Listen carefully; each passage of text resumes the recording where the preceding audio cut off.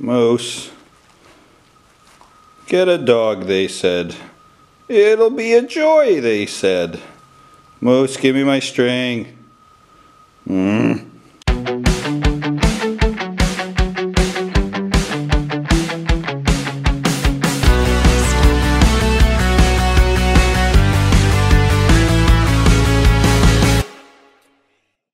Alright, ladies and gentlemen, it is the time that I've been waiting to do for a really long time here. This is the ultimate guide to card creation.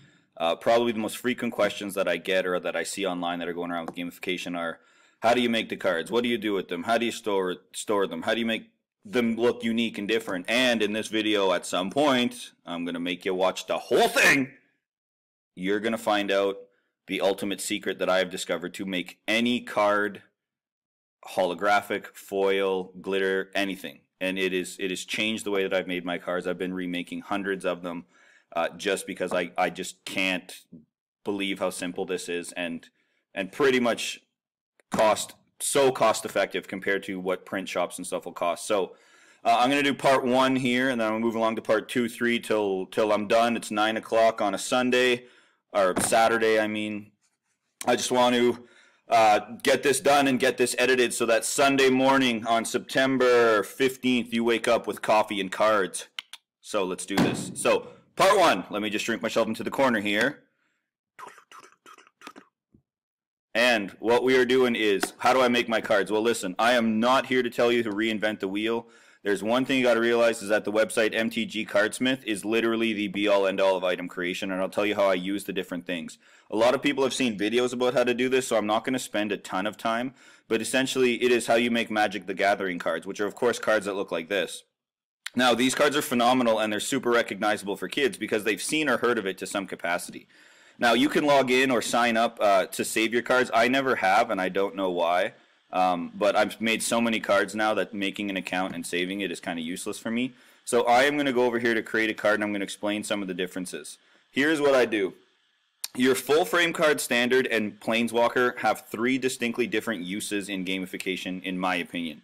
So the first one I'm going to talk about is this one, which is called full frame art. So when I click on this one, it's going to ask you to select a file.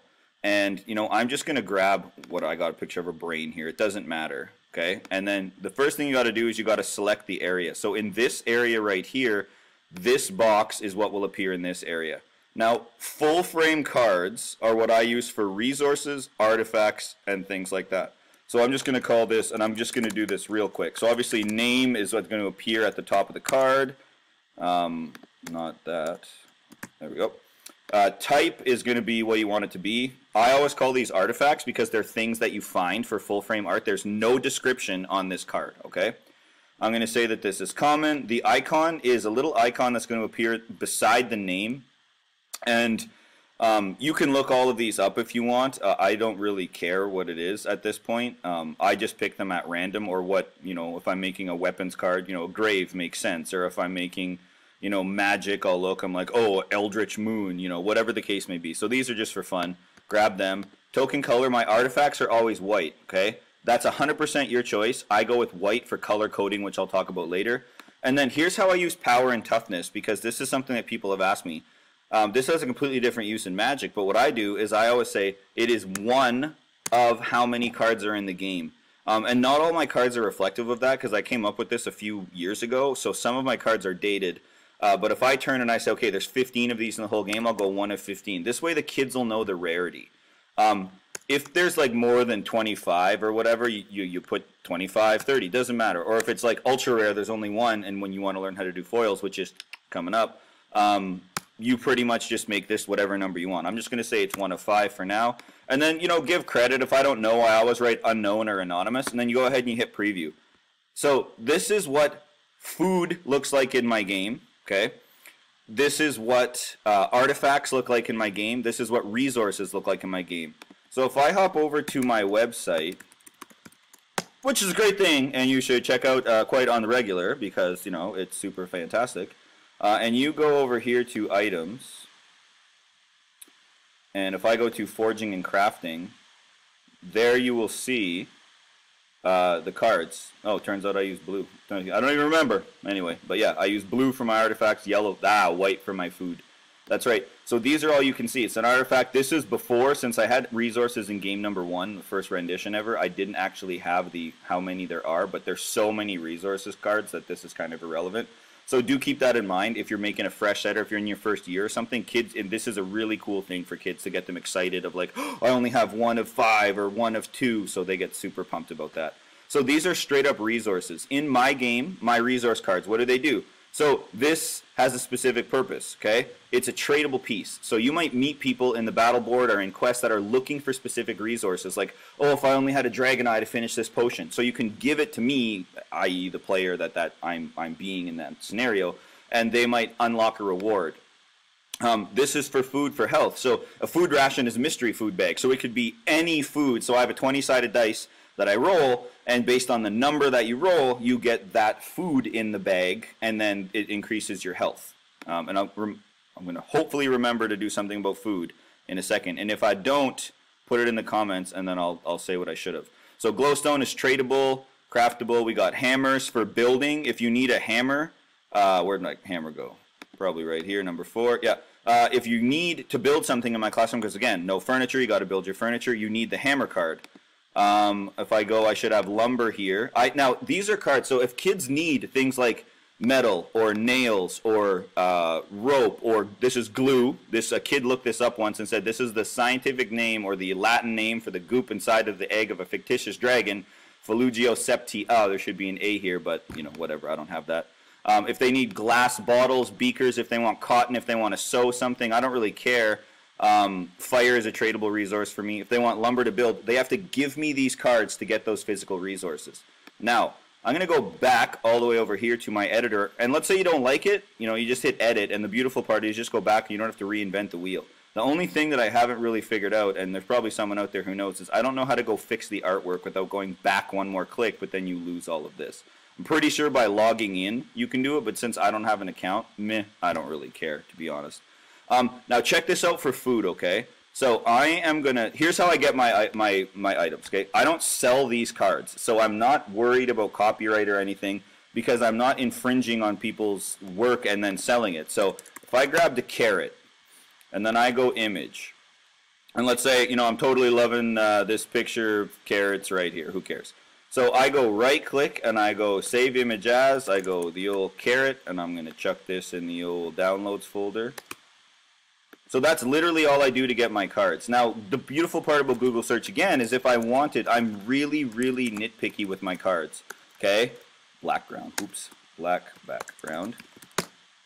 Doing that simple addition in your search is going to hopefully give you some consistency. So many of my cards fit a specific theme, so I want them to be dark in the background to fit the card and the whole medieval theme that I go for in my game. So, here's what I do for food cards, because food doesn't need a description, but food needs to know how much health. So watch, learn, and listen, my super awesome friends. I do have to go back, dang it. Edit, back one more time. Okay, select a file. Let me grab carrot real quick. Oops, downloads, carrot. Okay, grab that. I'm going to highlight my carrots. To me, that is good enough for my card. So that, again, that is what the frame of the card will look like here based on the box you adjust right there. You go ahead, you click next step. I'm going to go carrot. Oopsie doodles. I'm going to go over here and go carrot. I'm going to go, again, there's no food, so I just go artifact. Okay. I'm going to say carrots are common. I'm going to look. Tea time seems like a perfect thing for food, right? White is my food. So again, I should have mentioned earlier, white or gold framing is my food, and then blue was my artifacts. Artifact was my artifacts, I should say. It's not blue, it's actually the artifact color that they have. So I will grab white, white for this. And here's what I do. The first number for food cards is how many times the food can be consumed. So something like a carrot is not anything you can take for a really long period of time, so it's a 1. The second number is how much health it increases. So if a carrot gives you 10 health, I go 1 out of 10. Now you can't have 3-digit numbers, so you can't have like, you know, 100 health or anything bigger really than 99. So, you know, keep that in mind in your design. But what happens really quickly here is that now when I preview, I'll just do this, unknown, blah, blah, blah. Actually, let's just laugh all together. 1, 2, 3, laugh. I'm going to say this artist, of course, was a farmer. I'm funny. So the whole idea here is that now I have a carrot card, and kids are trained and learn in my game that this is how many times they can eat it, and this, of course, is how much health that they will gain if they eat it. And again, to eat it, they cash it into me. I go into the app. If you haven't seen my app video, please check that out. That's actually been changing my classroom. That I've been doing it for 2 weeks. Just friggin' top-notch amazingness. And you go ahead here and you switch that so that a number of times would be consumed and the amount of health. So in the card creator, that is what full frame art is for. Hold up. Quick side note I didn't even introduce is, so how do I design my card? So listen, in that blog I've got in the bottom, what you're going to see is I've designed cards with three hats on my head, so to speak. So with teacher, the student, and a gamer version. So when you're designing cards, you want to think from a variety of different perspectives, okay? First one is, what do you want kids to do as a teacher? Second one is, what would kids wish they could do if they were allowed to do whatever?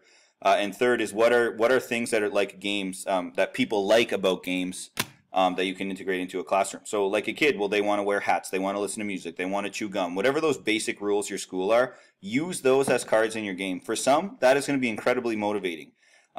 Think like a teacher. What you wish kids would do. You wish that they would submit work early. You wish that they would I'm blanking. It's so late at night. What the heck is it? Oh my Lord God. I should still edit this. So there's so many things. Again, it's all detailed in that blog.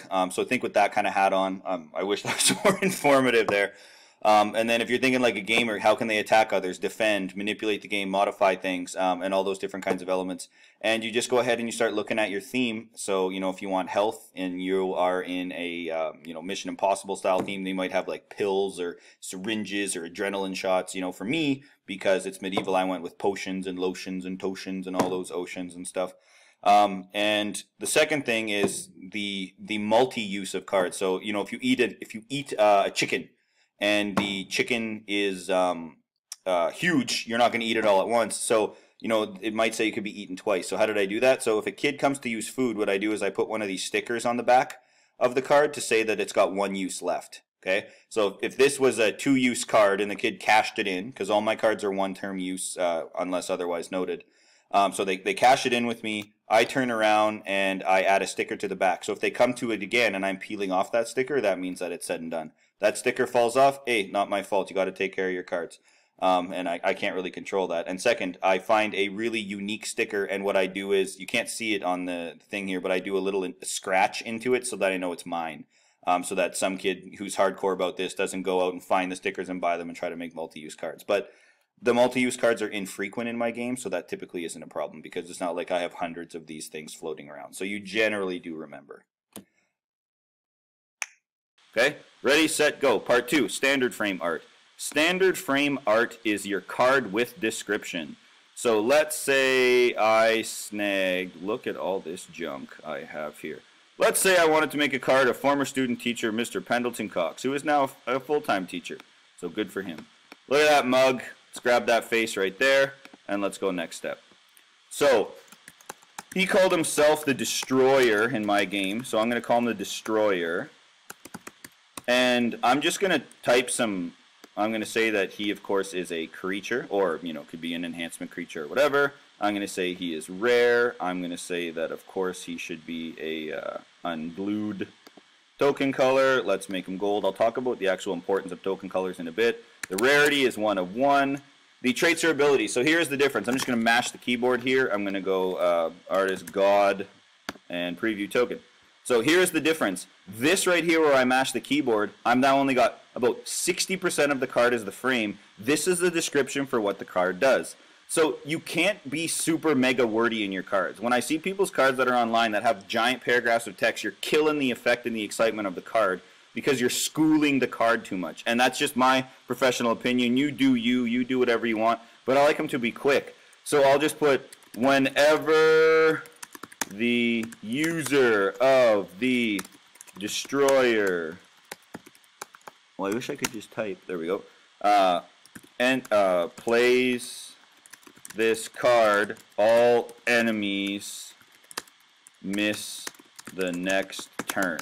Okay, who cares? Whatever the concept is, there we go. Let me go preview token. So now, this is the information that I have in order to fill in. And I love using, I mean, you can use if you want the M15 card, which will give you more text space. But listen, here's what kids look at when they look at cards. Picture first, okay? Name second, and then rarity here, okay? For the common, uncommon, sometimes it'll say legendary. Now, I guess I should say, it will say legendary and mythic rare and stuff if you use the M15 frame. I prefer the standard frame, but again, you are more than willing to do whatever it is fits your game. So again, you want your usable text right here. And last but not least is your Planeswalker card. Planeswalker card is real basic, okay?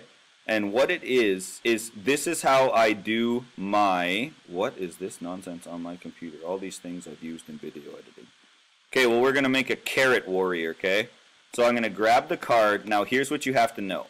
If I scroll down, notice how it says agility block begins here. This is the actual text. So this grayed out box is going to be ghosted behind the screen, okay? And you'll see what I mean. So let's just do this, adjust the old carrots, and go to the bottom and save and continue. So as we go ahead and we do this, and we go to Planeswalker name, I'm going to call this Carrot Warrior. Now, casting cost is, beside the name, you're going to have some colors. For me, I just like to have fun with these. I don't care what the color combinations are. They don't mean anything in my game. You might have some things, you know, in Magic the Gathering that mean costing power to get the cards deployed. I'm just going to say the Carrot Warrior is super deadly to me, so I'll just drop in the old skull, okay? And that'll go there.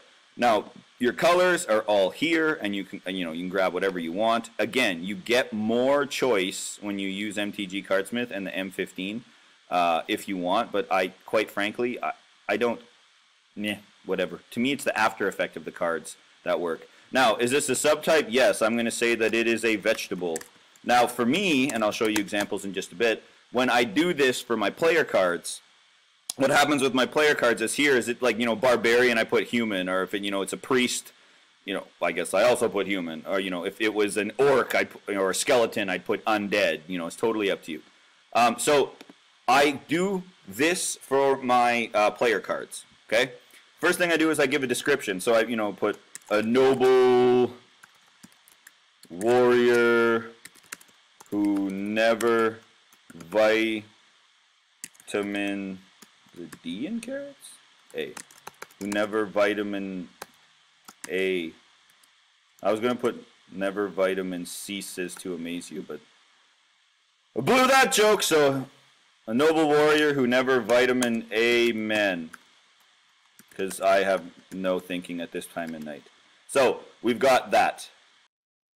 Alright, so the second thing here, and I'll show you an example in a second of what my cards actually look like, is these are what the kids get at the beginning, and every character gets a baseball card holder, of course became my inventory. I did that 6 years ago when I first started this whole gamification process, and it works because it's something kids relate to. It fits in binders. Binders are part of school. It's simple. It's got 9 slots. All my cards are prefab to fit those slots perfectly, so to me it was a no-brainer. So they start off with this character card, which they have to have in my game. So you want a purpose of the character card is if they don't bring it on battle board days, guild battle days, days when you're going to do something really fun, I'm like, you don't exist because you forgot this card. And it teaches kids, especially I do 8th grade, responsibility, ownership and possession. So very rarely do kids ever forget these cards. And of course, if you have special circumstances, you make those adjustments as a teacher. You are the professional. You know your kids and your class better than I ever would. So you just adjust and set your own rules. But for me, that seems to work pretty well. So you start with that card, the baseball card, and then 2 starter cards. So at the beginning of the game, they get the holder and 3 cards. And kids get fired up about that because that means everybody starts with the same thing, and everyone based on your character class that you choose is going to give you a different type of starter cards, okay? So here I might put like starts the game with, let's say a shard of scroll, and then this one, and then for the modifiers, I often put 1, because that's how many they start with, is 1. For the modifier here for a description, I realized you could put X, so I just put X because I don't want it to be viewed as they should be getting something. So this, again, is your character description. This, of course, is your first item, and then the second item is I always go start the game with a sword, okay? So let's say that's what it was. Starting loyalty, I don't have a clue what to do with that at all. I just always type a random number. I literally put no thought into that at all whatsoever. You have to categorize your card, so I'll just call this realistic because a carrot with a shard of scroll and a sword is 100% valid. And I will put farmer again, and I will go preview planeswalker. As this cranks up, so this is what a starting card would look like in my game. This would be your intro card. So now if I make myself big here, this is what they look like. Yep. Let that focus.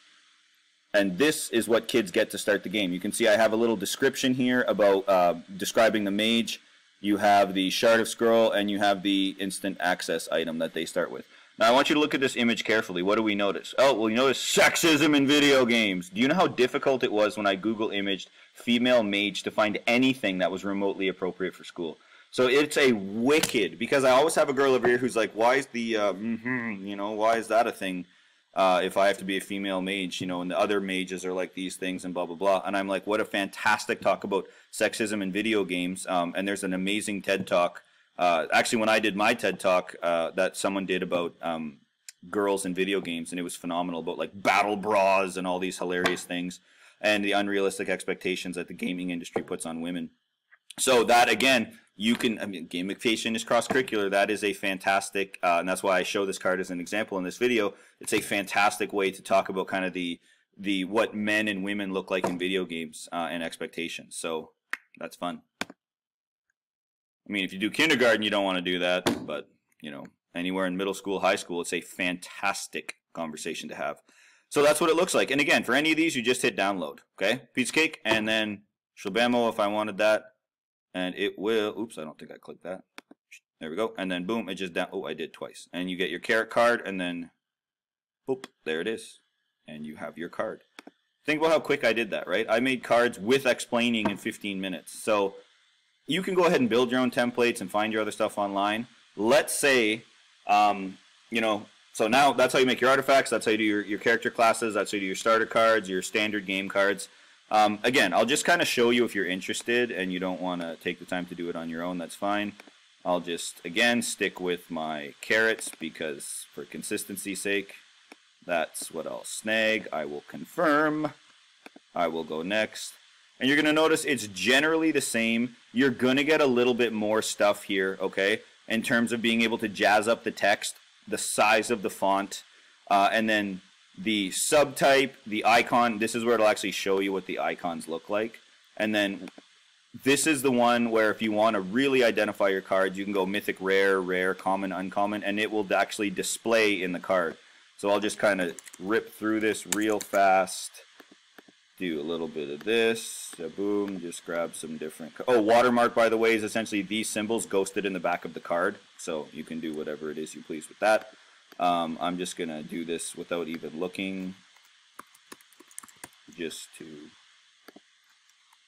orange, you glad I didn't say banana.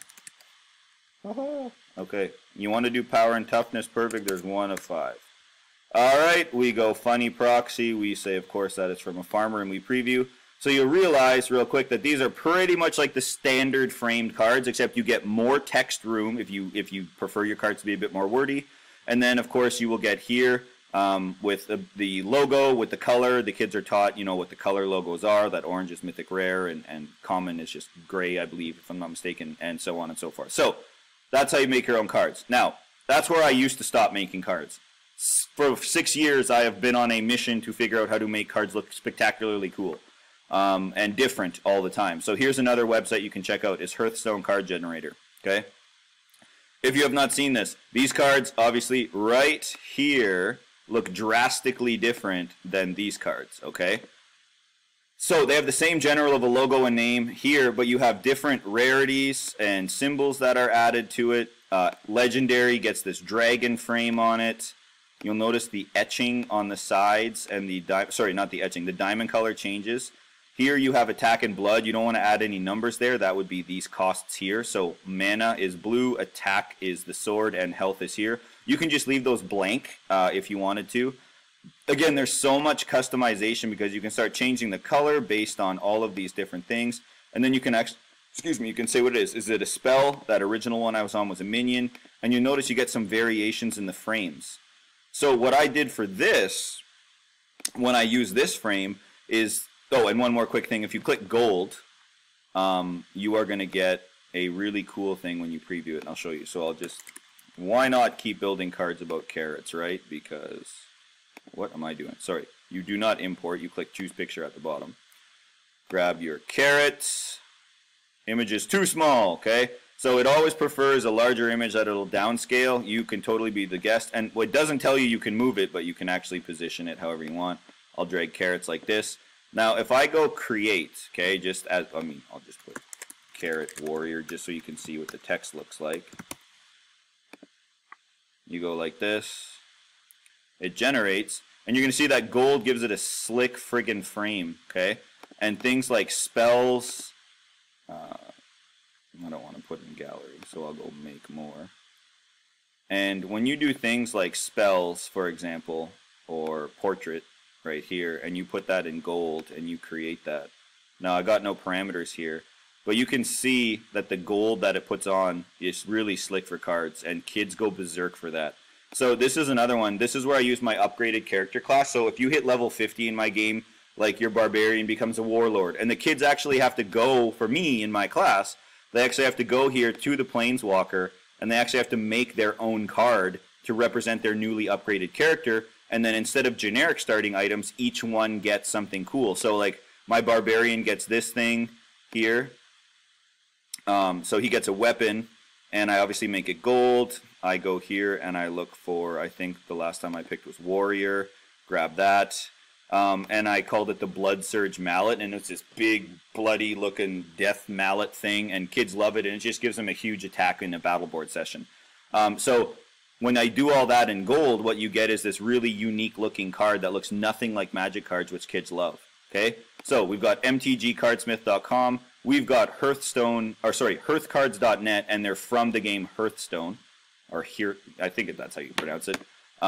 Next one is this. There's actually mypokecard.com, which actually allows you to make Pokemon cards. So again, do you want something different and unique in your game? A special one-time card that looks different than every others? You use different websites. So look, I don't have to break this one down. The procedure is exactly the same, and you're going to see you can just, grab different things. It shows you exactly where everything goes, all the symbols, and it gives you some weird demo cards like the Ejector and Pickle Crabs.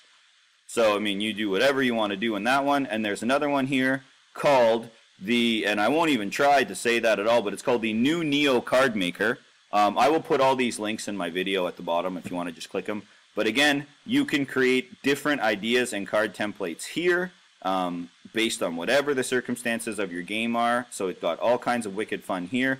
And then this one doesn't seem to be loading, but if everything I've read online says apparently tcgeditor.com is an amazing website, but I can't get it to load. So I think maybe the website's dead, but a lot of people recommended that, okay? So you got 4 different ways to make your cards, okay? Which, of course, you can then add a 5th by making your own in whatever template it is you choose. I've seen people use slides, PowerPoint, Photoshop, After Effects, whatever your strengths and weaknesses are with computers you want to use. So now here's the thing.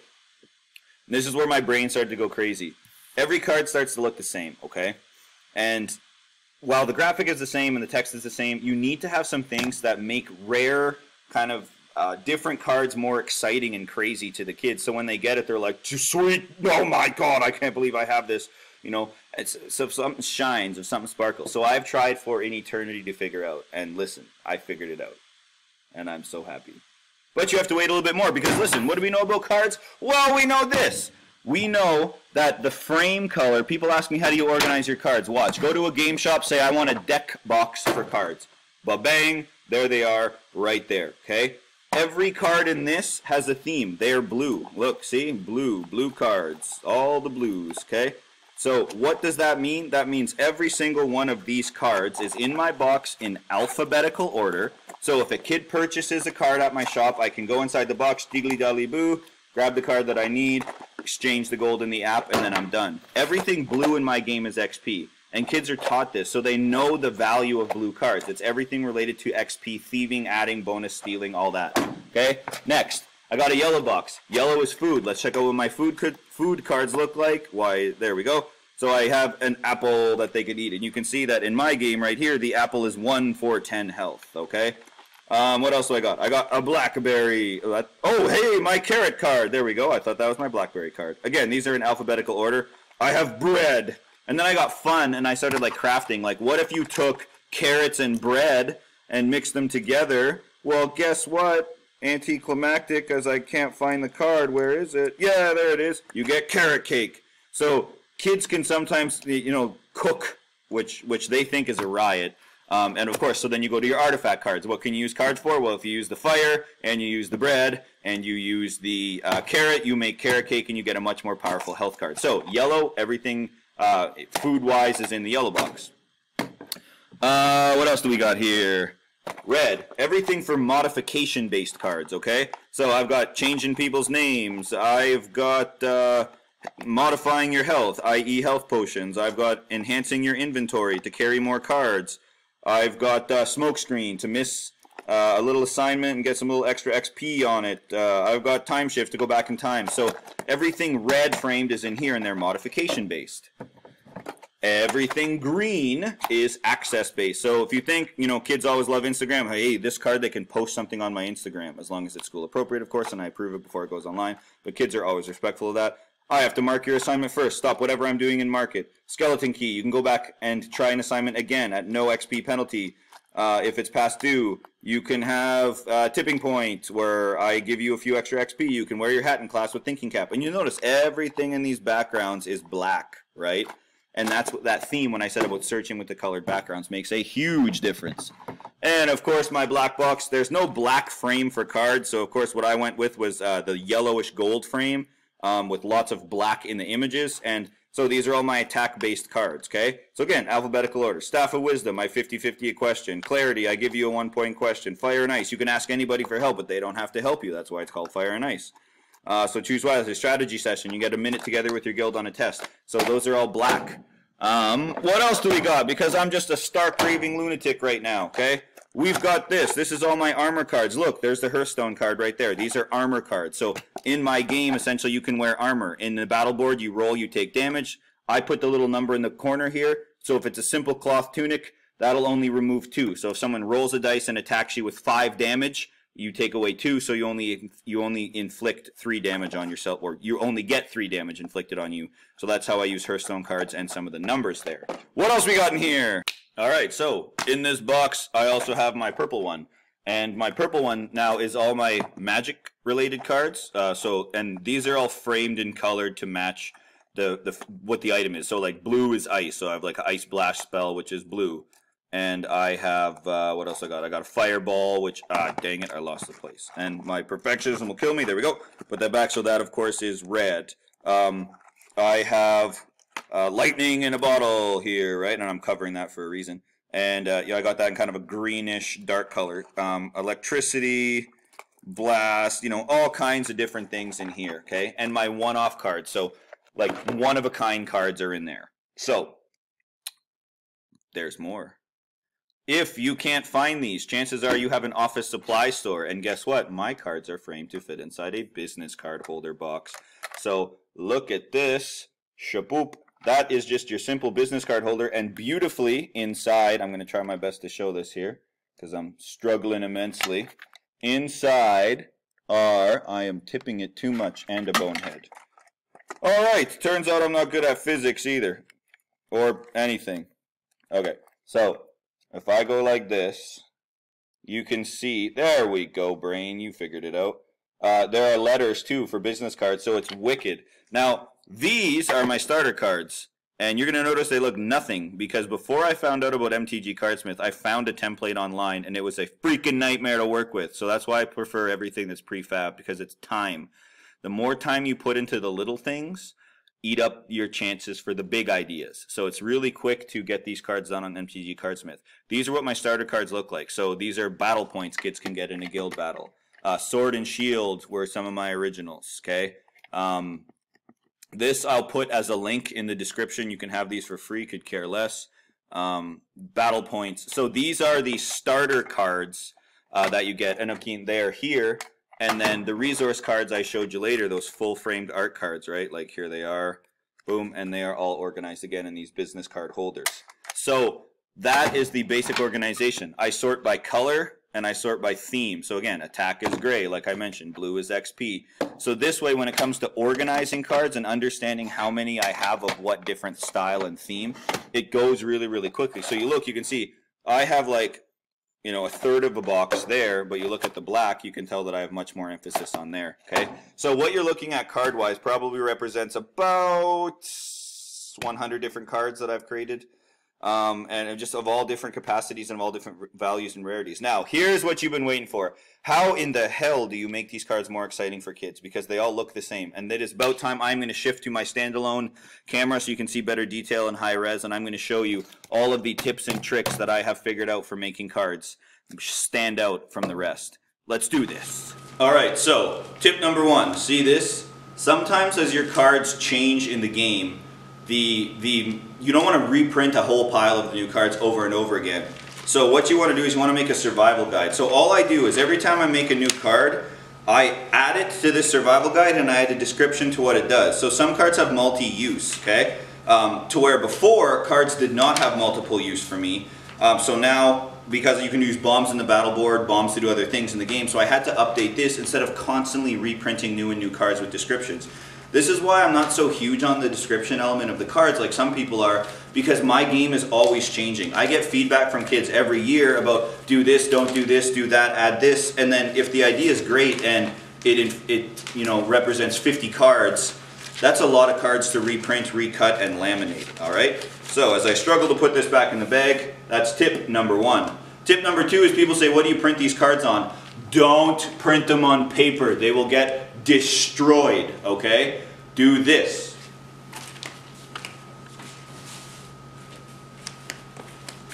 Go to somewhere like Dollarama or go to somewhere like a Michael's or a Walmart and you will find basic simple cardstock.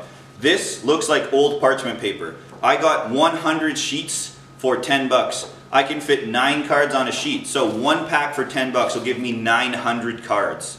Okay? That is a small investment for a slightly thicker, more durable paper. And when laminated and taken care of, these things will last you years. I am on the same set of cards for the past, what now, 5 to 6 years. So tip number two is cardstock. All right, let's go to the fun stuff.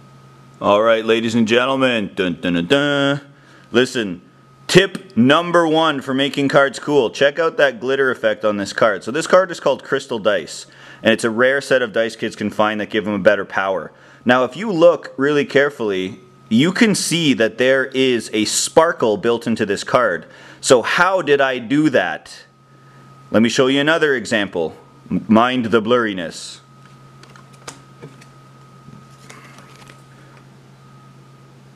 This is let me just refocus. This is a card called Chameleonic Skin. Again, I use the same glitter effect. Wait till you see how it's done. Super easy. And you can use different kinds. This one is a bit tougher to see. So we'll see if we can make that possible.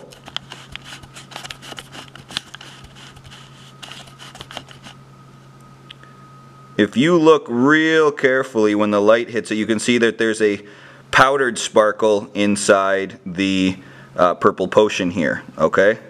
And again, if you want to have cool cards, here's a little tip. Notice that has no description, so the kids don't know what it is. This is a mystery, so when they decide to consume it, they find out afterward what it does, which is fun. So, what's the big trick to the glitter? Ladies and gentlemen, it is nothing more than simple, clear drying nail polish with sparkles in it. So, this is the one that I was showing on the cards. You can find these for so cheap. I think it's in the States. There's a store called Claire's, which is all for, you know, like girls pretty much with all these girly bows and stuff. So it's weird when I'm shopping in there on the regular for nail polish, but I don't care. I just stand next to other people's families and stuff, so it's less weird. But you have all kinds of different things. So when this dries, the nail polish dries clear and you get the sparkle effect on the card. And you can get an infinite amount. And you know how I got my first set? I went Hey girls in my class who don't use nail polish anymore with glitter, if you have it, I'll take it. And I got like 10 bottles in the first day. So you could do too many things. Here's what you don't want to do. You don't want to use straight glitter. Why? Because if you have to put glue on your card, you're going to mess up the whole card. There is no drying glue that I found that won't either bend the card because it gets too wet, or that will screw up laminators with this heavy amount of loose-fitting glitter. So I don't recommend glitter, okay? These nail polishes are frickin' brilliant and last forever because you just dab them. Don't just paint the whole card with them. If there's a guy holding a crystal ball, just glow up the crystal ball. Or if it's like a lightning background, just put sparkles in the background to catch the light. Don't overdo it with these things because it's all about effect. And trust me, kids notice. Tip number 2. All right, here's another one that I came up with a few years ago that I'm super proud of. And I've never really shared this yet because I've been waiting to put everything together in the video. Now that I figured out the big one I'm about to debut, your patience is appreciated. It's been quite a long time you've been waiting. I want to show you something. How many of you have ever had, and I know Canada knows this quite well with our obsession with hockey cards, is the game-worn jersey in a hockey card. And I always wondered, could I ever make that? And then one day it hit me. On MTG Cardsmith, you create a card with all of the details, but leave it blank and make a duplicate copy. Okay? What you then do is you cut out this space so that this is empty, so you can see my hand behind it, and you find a cool piece of fabric or cloth or hair or whatever you want. So for mine it's called the robe of war. And what you do is you put the fabric on the black background and put the frame over top so that you stack the cards like this, and what you get is something that looks like that. And I will zoom in on it in just a second here. You get a card that's called that looks and feels. You can feel the fabric inside, and you can splatter paint on it or whatever you want to do. But I say that this is a quest in my game. So by doing additional things, they find clues to find where I've hidden these in the school and the city. And well, now in the city with this incredible new app and the pins it can drop. And kids go berserk for this. You can see mine's a little bit damaged, so I'm going to be remaking mine. But this is so unique to kids. So, you know, you could find the hair of this person, you know, put a strand of hair in there and laminate. You don't have to worry about biohazardy stuff because it's all laminated. You can put pieces of material, old parchments, and you can do incredibly cool, wicked things, excuse me, with this concept, because all you do is you create an empty frame, you cut it out, and you put it over top of the full frame, and in between you sandwich the fabric, and you get one of these. All right, so the moment of truth. How do you make your own foil and stuffed cards, which you've been patiently waiting for? And again, here it is. So I originally thought I had figured it out by getting creative, and I thought it was correct till I realized this new method, and it's ridiculously different. So I would print a card out and I would cut it out, and then I would only cut out the text part, so I'd erase the frame, and then I would glue it onto a foil, and then I would laminate it so that it was one piece. And it looked all right, but the difference is this was still the same. The only difference is that I had a gold back and a gold trim. And kids liked it, but personally, I knew that there was something better. So last year I thought I had a breakthrough. When I adjusted, I finally figured out photocopy print settings, and I set them onto some paper. But if you look at the difference between this crystal dice and the other one, what you're going to see is that it destroys the color of the card when you print over top of something metallic like this. And if you're not careful, scratching it or touching it before you laminate it will actually cause all of the ink and toner to break off. So I tried it again, and again it was killing the color of the card. So now the card wasn't having that full effect that I wanted. So I literally have been racking my brain for over a year about how do I fix this problem. And then one day, in the simplest of all solutions, it hit me. Ladies and gentlemen, how do you make any foil card or any unique card you could ever ask for? It is with simply one product. Look at this. The answer to everything we have ever needed in the world of gamification is this acetate overhead printer paper. Overheads are making a comeback. Okay, now, how? I'm hearing this strange echo. So how do we make this work? Okay, watch. When you print your cards on this paper, first thing you gotta do is make sure you don't have oily hands or sweaty hands. The first time I did this, I was very excited. My hands were all sweaty. So you want to make sure if you sometimes it sounds stupid, but you might even want to put on a glove or pull your shirt over your fingers. And you want to load it, of course, into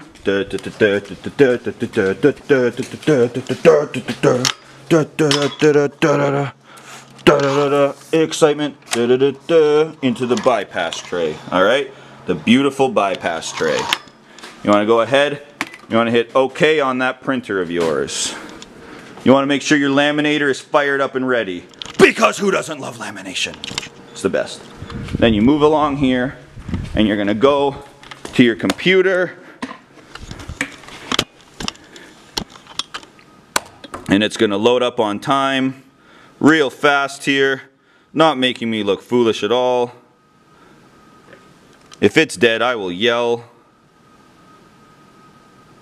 There we go, go Raptors. And then I am going to do my password, no looking.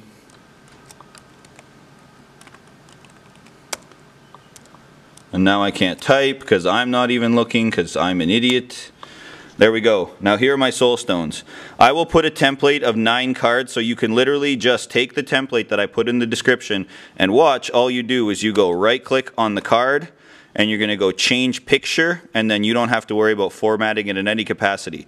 Now watch. My soul stones all went missing because organization is not my strong point sometimes. So I'm going to print, okay, my soul stones on that transparency paper and just wait till you see this. So again, if you're new to this, I mean your paper source, you have to automatically go to bypass. Your paper type, you have to go to transparency because it has to print a special way.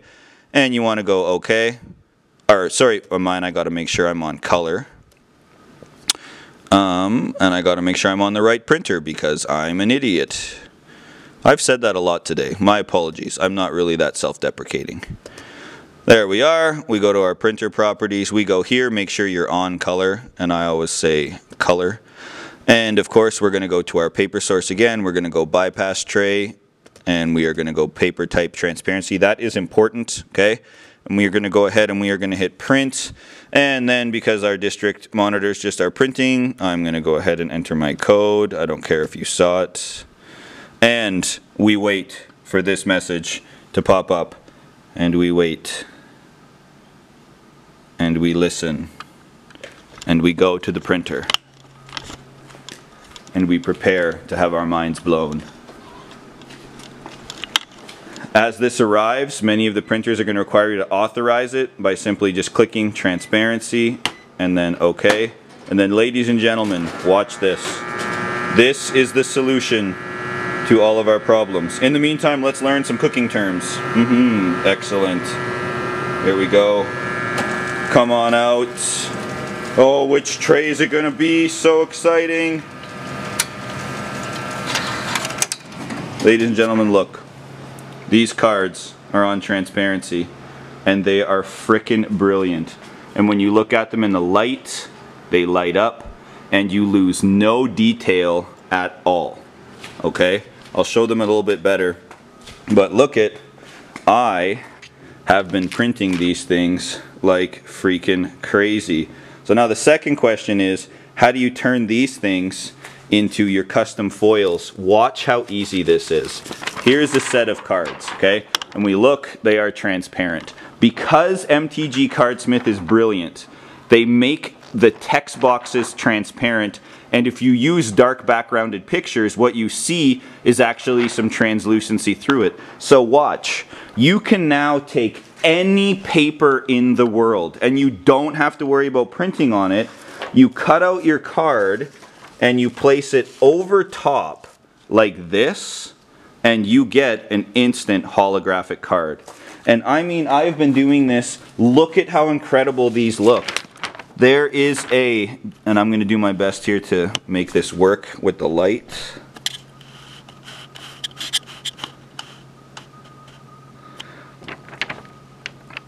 Your text and your graphics on the original card are not interrupted in any way. And sorry, this is a nightmare to film with the light. Look at this paper that I found. Isn't that incredible? Nothing is impacted, but the effect is absolutely mind-blowing. Here is one that I did with a gold. Look at the sparkle that hits that card. And again, if I can get the zoom in, and I don't know if I can, I will try. You can see that the text is not affected in any way. There's a different style for a fire dragon that I had. And you can see again, nothing is lost. Quality is not lost. Color is not lost. Everything stays intact. Like, look at how cool that card looks. But even get this, I have crystal dice. Remember I was showing you those crystal dice cards earlier? Now, my crystal dice cards, I doubled it with the effect of the glitter, but now my crystal dice card is actually crystal and transparent. How uncool. I have a card called Annoying Ghost. This Annoying Ghost card was created by a kid as an inventory hog. So you might uncover a grave and a ghost follows you around and burns off an inventory space and you can't get rid of it. Well, now it's like a ghost because it's transparent. My invisibility cloak card is now actually invisible because it is actually a transparent card. And when you laminate these things, because I was worried about laminating acetate paper, but guess what? It didn't matter at all because you just had to make sure you were ready and it didn't sit on the wheel. It did it completely, perfectly every time.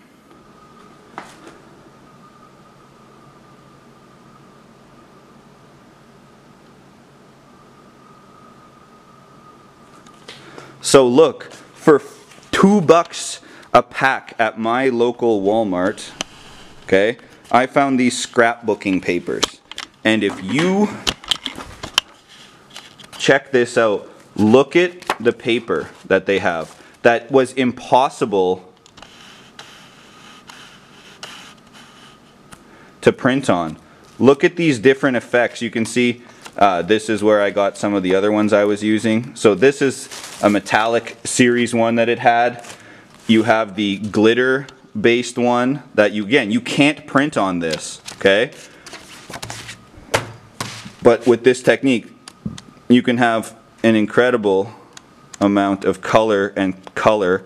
So like this has changed everything. There's nothing that I'm incapable of doing by simply using an acetate paper, getting my main cool, really rare cards on a transparency, and you know what? I am able to do anything. Hold up. So now, how do you actually like attach this to a card? Couple trial and error, but I figured out kind of the easiest way with the minimal damage. I just want to show you, see how I handled that card a little bit too much and there's a chip in the ink? Right, let me just use my focus. It's hard to focus transparent things right there, okay? You can see where that chip is. So be very careful when handling them. You want to be printing and gluing and everything in the same day. What you do then is you start putting your card over top of the different papers to see what the look is. So I preferred this one. I like this look here. Okay. Kind of focus it in. Position your card, and all you have to do is take a pencil, which I got right here, and make a mark right there in the corner where the two intersect, the vertical and horizontal. Then cut that out. So now with your two pieces, what you do is you're going to put a tiny, and I mean tiniest bit of glue in the corner here, and because my tripod sucks and I don't have enough money to buy an actual wicked tripod, I will do this off camera.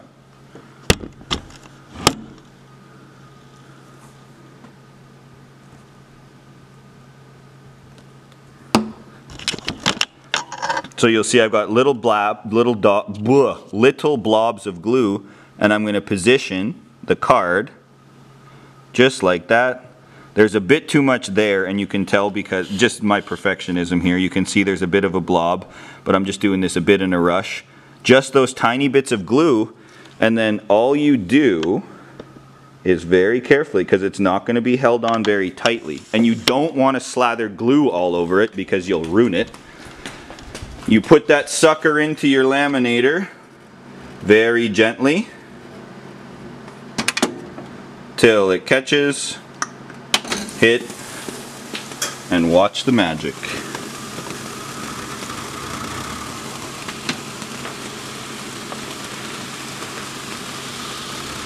There it is. Slice it off. And ladies and gentlemen, in a matter of just a few seconds, I have too much laminate. There we go. You can see I've got an incredibly wicked metallic holographic card with nothing broken, nothing interrupted, and nothing essentially hidden or messed up by doing overlays over the text. The text is the on top, and the back of it, of course, is now the metallic feature. So, alright, ladies and gentlemen, there you have it. That is my ultimate card creation guide. You can make anything and everything when it comes to game cards if you sit down and think about the process.